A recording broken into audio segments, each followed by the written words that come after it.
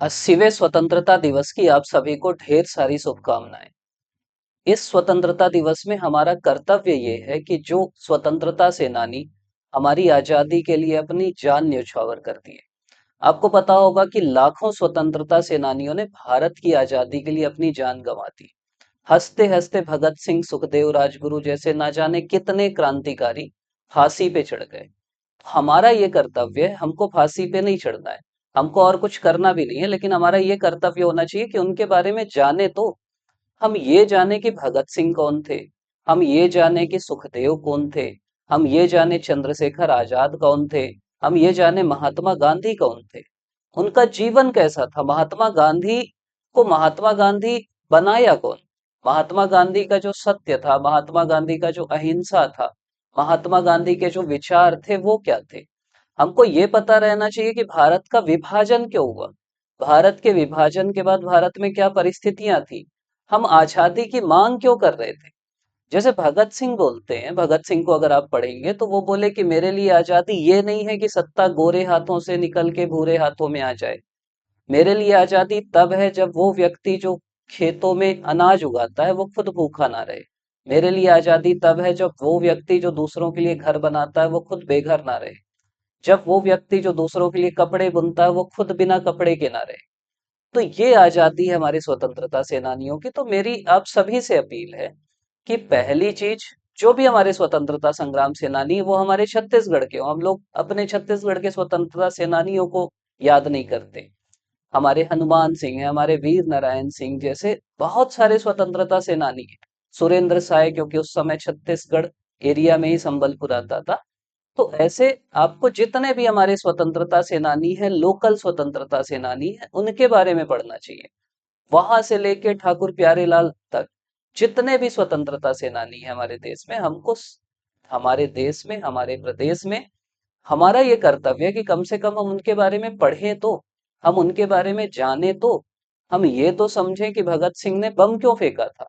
हम मूवी में देख सकते हैं कि भगत सिंह बटुकेश्वर दत्त ने बम फेंक दिया, लेकिन बम फेंका क्यों?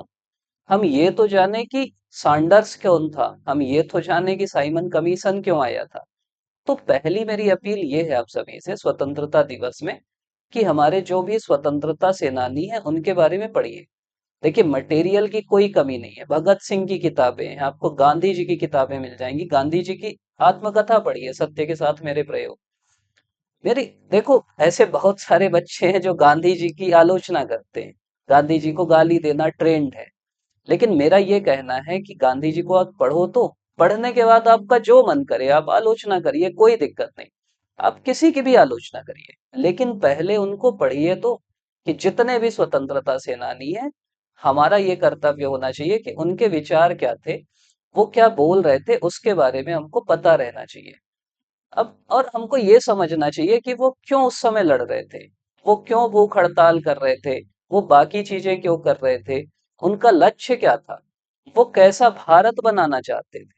वो क्या ये चाहते थे कि आने वाली पीढ़ी, जब भगत सिंह से पूछा गया, जब उनको फांसी होने वाली थी, उनसे पूछा गया कि आपसे मिलने कोई नहीं आया, तो बोले कि मेरे सब जो साथी हैं वो तो मेरे साथ हैं। मेरे पहले साथी वो हैं जो मेरे से पहले शहीद हो गए, दूसरे साथी वो हैं जो मेरे साथ शहीद होंगे, और तीसरे साथी वो हैं जो मेरे बाद आएंगे और इस आजादी के मिशन को आगे बढ़ाएंगे। तो ये जो तीसरी पीढ़ी है उसमें हम सब आते हैं। हम सबका ये कर्तव्य है कि हम, कोई व्यक्ति जो अपनी शहादत दिया, कोई व्यक्ति जिसके आंखों में कोई सपना था, भगत सिंह 23 साल की उम्र में उनको फांसी हो गई। और वो चाहते तो समृद्ध परिवार में थे, मैं इसीलिए बोल रहा हूँ कि पढ़ना चाहिए। वो समृद्ध परिवार से आते थे, उनको कोई कमी नहीं थी, वो आराम से रहते। लेकिन उस रास्ते पे गए वो।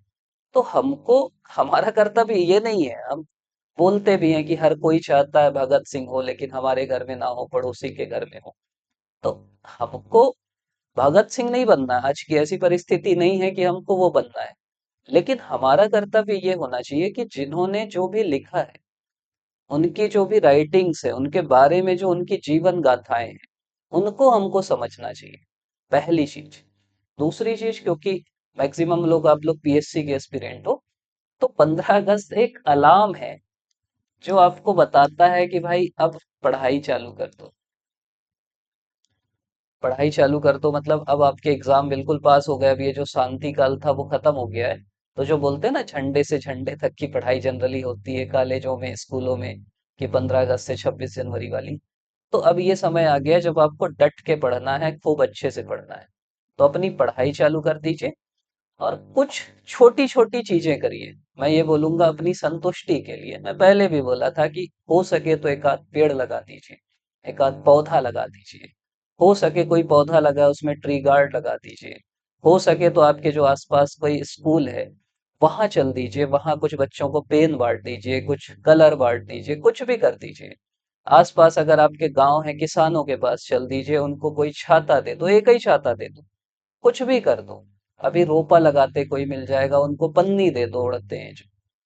तो आप कुछ छोटे छोटे काम करिए। मतलब देखो अपने लिए आप करते हो, दूसरों के लिए करने की कोशिश करो। कोई दिव्यांग बच्चों का स्कूल है, वहां चल दो किसी दिन, वहां जाके उनसे मिल।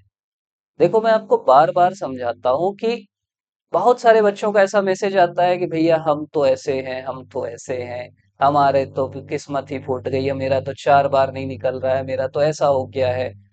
हम क्या करते हैं कि हमसे जो ऊंची स्थिति में है ना, और वो 1% लोग ही हैं, उनको देख के रोते रहते हैं कि यार देखो हमसे अच्छी स्थिति में लोग हैं। आपसे मैं गारंटी के साथ बोल रहा हूँ कि 99% लोग खराब स्थिति में हैं।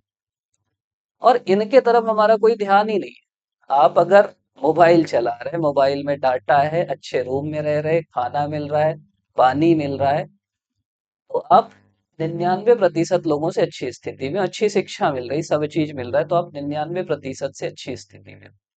मैं ये बोल रहा हूँ कि आप अपना ध्यान यहाँ तो नहीं कि आप 99% से अच्छे हो, और ऊपर बढ़ने की कोशिश करो। मतलब अपने जीवन में जो शिकायतें हैं कि मेरे पास ये नहीं है, मेरे पास वो नहीं है, मैं इसीलिए बोल रहा हूँ, मैं आपको क्यों बोल रहा हूँ कि आप स्वतंत्रता संग्राम सेनानियों को पढ़ो। भगत सिंह की जब आप जीवनी पढ़ोगे, भगत सिंह उतने बड़े क्रांतिकारी, जब उनको फांसी भी होने वाली थी तो उनकी किताब पढ़ रहे थे। एक लेखक लिखते हैं उनके साथी की जुबान कि भगत सिंह से जब भी मैं मिलता था, उनकी जेब में एक या दो किताबें मिल जाती थी, वो चलते चलते किताब पढ़ लेता था। तो सोचो, कोई क्रांतिकारी है और वो किताब पढ़ रहा है। मतलब पढ़ाई एक जुनून है। आप अगर इनकी जीवनियां पढ़ेंगे ना, गांधी जी को पढ़ेंगे, भगत सिंह को पढ़ेंगे, बाकी क्रांतिकारियों को पढ़ेंगे, तो आपको समझ में आएगा कि पढ़ने का कोई अल्टरनेट नहीं। आप किसी भी स्थिति में चले जाएं, अगर आप पढ़े लिखे व्यक्ति हैं, आप किसी भी नौकरी में चल दें, किसी भी चीज में चल दें, अगर आप पढ़े लिखे हैं, पढ़ने वाले हैं, तो आपकी अलग इमेज बनेगी। मेरे मन में भी ये बहुत सवाल था कि यार क्रांतिकारी तो बहुत सारे थे, हम भगत सिंह का नाम ही क्यों लेते हैं, भगत सिंह को ही याद क्यों करते हैं। और जब उनके जीवन को पढ़ा तो ये समझ में आया कि उनकी जो पढ़ने की आदत थी ना, उसके कारण भगत सिंह बाकी क्रांतिकारियों से अलग थे। भगत सिंह ने ही एक फिलोसॉफी दी क्रांति की। उन्होंने जो HRA था उसका नाम HSRA किया। उन्होंने उद्देश्य दिया, वो बोले कि यार क्रांति ये थोड़ी कि हम गोली मार देंगे मर जाएगा, हमारा उद्देश्य होगा समाजवाद। समाजवाद मतलब सब बराबर होंगे। तो मैं इसीलिए आपसे अपील कर रहा हूं कि अगर कोई व्यक्ति, उतने सारे लोग, आप राम प्रसाद बिस्मिल की आत्मकथा पढ़ो, मजा आ जाएगा। तो मैं आपको ये सलाह दे रहा हूँ, छोटी छोटी चीजें। गांधी जी का हिंद स्वराज पढ़िए। गांधी जी हिंद स्वराज में बोलते हैं कि यार अंग्रेज क्या है, अंग्रेज भारत में इसीलिए शासन कर रहे हैं कि हम उनका सहयोग कर रहे हैं। हम उनका सहयोग जिस दिन करना बंद कर देंगे, अंग्रेज इस देश से चल देंगे। तो आपको जो भी किताबें हैं, जो भी इनकी आत्मकथा है, जो भी इनकी जीवनियां है, उनको पढ़ना चाहिए, और वो आपकी इस तैयारी में मदद करेगी, मैं ये बोल। और दूसरी चीज, अपनी पढ़ाई को तेज कर दीजिए। आप ये मत सोचिए कि मैं इतनी खराब स्थिति में हूँ, मैं इतनी, क्या बोलेंगे, चंद्रशेखर आजाद का एक प्रसंग आता है, उनका परिवार बहुत गरीब था। कि माता का बोलते हैं कि संदेश आया जब ये काकोरी डकैती हुई कि तुम लोग क्योंकि पैसा तुमको मिला है, सरकारी लूटे हो, तो कुछ हमारे पास भी भेज दो। चंद्रशेखर आजाद उनको जवाब देते हैं कि मेरे पास ना भेजने के लिए पैसा तो नहीं है, लेकिन मेरी बंदूक में गोली है। मतलब समझ रहे, एक जुनून देश की आजादी के लिए, कि भाई मैं आपको पैसा नहीं भेज सकता, मैं आपका बेटा हूँ, ये देश का पैसा है, लेकिन अगर आप नहीं जी पाओगे तो मेरी बंदूक में गोली है। तो वो जुनून जो है, वो जुनून आपको आपकी पढ़ाई के लिए होना चाहिए। बिस्मिल का जुनून देखो, चंद्रशेखर आजाद का जुनून देखो, गांधी जी का जुनून देखो। एक ऐसा व्यक्ति जिसका कोई बैकग्राउंड नहीं, मतलब गांधी जी का क्या बैकग्राउंड था यार, गांधी जी की जो वकालत थी वो बहुत सफल नहीं थी, इसीलिए वो साउथ अफ्रीका गए वकालत करने। और वहां भी नॉर्मल, आप कोई ट्रेन में बैठे हो, आपको कोई बोल दिया कि नहीं तुम्हारी सीट नहीं है तुम उतरो, आप उतर जाओगे। वहां से वो जो ट्रेन से उतारा गया उनको, वहां से उनकी पूरी जिंदगी बदल गई, पूरी सोच बदल गई, और वो व्यक्ति अपने ईगो पे ले लिया कि अब तो मेरे को अंग्रेजों को भगाना है। मैं वही बोल रहा हूँ कि ये जो एग्जाम है ना, ये जो पढ़ाई है, इसको ईगो पे ले लो कि मेरे को तो अब पीएससी निकालना है। एक व्यक्ति जो पूरे अंग्रेजों को भगा सकता है अपने ईगो के लिए, तुम एक छोटा सा एग्जाम नहीं निकाल सकते। तो मैं आपको ये समझा रहा हूँ कि यार, जो भी ये व्यक्ति है, जो भी स्वतंत्रता सेनानी है, इनके जीवन को पढ़िए, इनके जीवन को समझिए, और इनके जीवन से कुछ प्रेरणा लीजिए, इनके जीवन से कुछ ग्रहण कीजिए आप। ये तो हमारी जिम्मेदारी है, हमको कोई नहीं बोल रहा है कि, आपको कोई बोल रहा है क्या कि जाओ बॉर्डर पे बंदूक उठाओ और मार डालो दुश्मनों को? कोई नहीं बोल रहा है आपको ये देशभक्ति है भी नहीं। ये देशभक्ति भी नहीं है कि तुम जाके डीजे में नाच रहे। देशभक्ति ये है कि जो देश के लिए, आजादी के लिए जिन्होंने संघर्ष किया, जिन्होंने अपना जान न्यौछावर किया, उनके बारे में हम जाने। और मैं ये कोशिश करूंगा, मैं आज ही सोच रहा था कि जो भी ये स्वतंत्रता सेनानी, इनके बारे में एक छोटी छोटी सीरीज बनाया जाए। हमको कम से कम ये तो हमारी जिम्मेदारी है कि हमको इनके बारे में जानना चाहिए। और दूसरी चीज मैं बोल रहा हूँ कि अपने एग्जाम में इनसे प्रेरणा लीजिए, जिससे प्रेरणा लेना है। जिस भी व्यक्ति से आप जिसको पढ़ोगे ना, आपको वहां से प्रेरणा मिलेगी। वो प्रेरक लगेंगे आपको कि यार इतना अच्छा व्यक्ति, ऐसा व्यक्ति, मतलब आप राजगुरु को पढ़ोगे, उनको बहुत नहीं आती थी अंग्रेजी, सीख लूंगा बोले, मैं जाऊंगा। तो राजगुरु जैसे व्यक्तित्व से सीखिए, जतिन दास से सीखिए, जो भूख हड़ताल करके 56वें दिन मृत्यु हो गई उनकी, खाना नहीं खाया हुए व्यक्ति। तो मैं आपको समझा रहा हूँ कि हमारी स्थिति अच्छी है। आज से 200 साल पहले जो स्थिति थी उससे बहुत अच्छी स्थिति है। आज देश में ऐसी कोई दिक्कत भी नहीं है, आपके पास पूरी सुविधाएं हैं। आप ये इंस्टाग्राम, फेसबुक, इनके गुलाम मत बनिए, किताबों को उठाइए या इन्हीं का यूज करिए, इसमें भी मिलेंगी सब चीजें। इनके बारे में पढ़िए, यही सबसे बड़ी देशभक्ति होगी। और साथ साथ कुछ ऐसा काम करो, मैं बार बार बोलता हूँ आपको, मैं पिछले बार भी बोला था कि यही मेरी गुरु दक्षिणा है, कि अपने अलावा दूसरों के लिए काम। अभी काम करो, तुम तैयारी कर रहे हो, तुम 10 रुपए खर्च करो, केला ले लो 3 और किसी को दे दो जो भूखा है। बहुत बड़ी देशभक्ति है। कोई बच्चा है, उसको पढ़ा दो अपने आसपास जो पढ़ नहीं सकता, तुम्हारे आसपास कोई प्राइमरी स्कूल है, वहां चल दो, वहां पढ़ा दो। एक पौधा लगा दो।